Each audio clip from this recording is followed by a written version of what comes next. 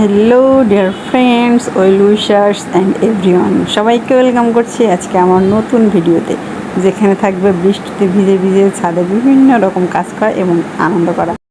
বৃষ্টিতে ভিজতে তো খুব ভালোই লাগে। আমার মতো হয়তো অনেকেই আছে যে কিনা বৃষ্টিতে ভিজতে খুব ভালো লাগে।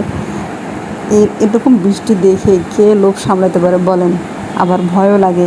আমার মতো ভিতর ডিম আছে যারা, তারা তো বিদ্যুৎ চমকানো দেখলেই খুব ভয় পেয়ে যায়। আর এই জন্যই আর কি মাঝে মাঝে বৃষ্টিতে ভেজা হয় না।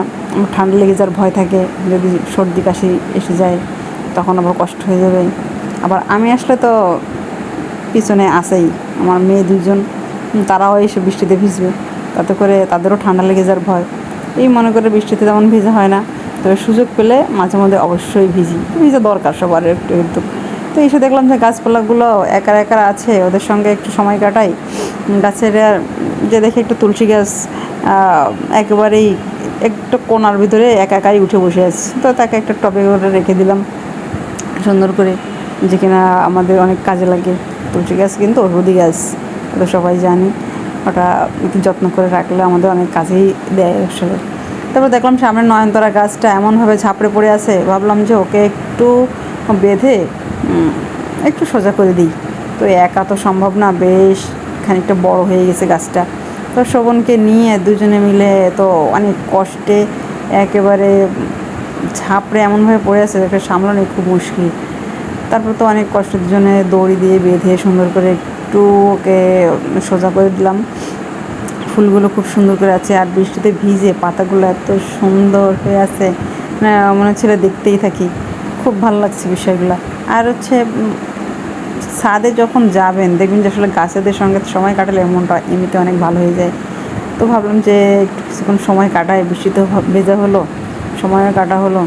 এদিকে দেখতে পাচ্ছেন ওই কর্নারে একটা পুঁই শাক আছে, ওই নিচে আরেকটা নয়নতারা এমনি ফুটে আছে গাছটা, ছোটো একটা চারা হয়েছে। তো ভাবলাম যে চারাটা এইভাবে কোনায় পড়ে থাকবে, এটা টবে দিয়ে দিই। তো টবে দিয়ে দিলাম, আস্তে আস্তে এটা বড় হোক।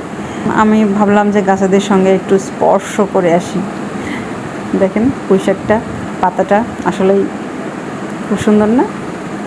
তো একটু দেখলাম যে ওর কোথাও সমস্যা আছে কিনা, একটু হাত বুলিয়ে দিলাম গায়ে, পাতাটা একটু বাইয়ে দিলাম, লতাটা নেটটা নিয়ে দিলাম, যেটা পাতাটা আবার ছাদে গড়াগড়ি না খায়। হ্যাঁ, আখ গাছ লাগিয়েছি, দেখছেন এত সুন্দর পাতাগুলো।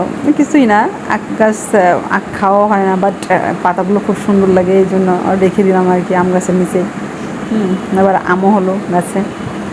তাছাড়া ছোটো ছোটো অনেকগুলো গাছ আছে যেগুলো আসলে মাঝে মাঝে একটু পরিচর্যা করা হয়। বৃষ্টিতে ভিজে এত ভালো লাগছে, মনে হচ্ছে উফ। কিন্তু আবার মনে মনে ভাবছি উফ, জ্বরও যদি আসে।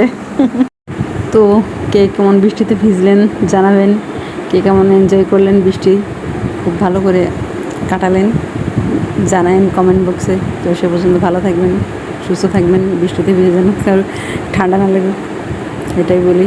Tata, bye bye.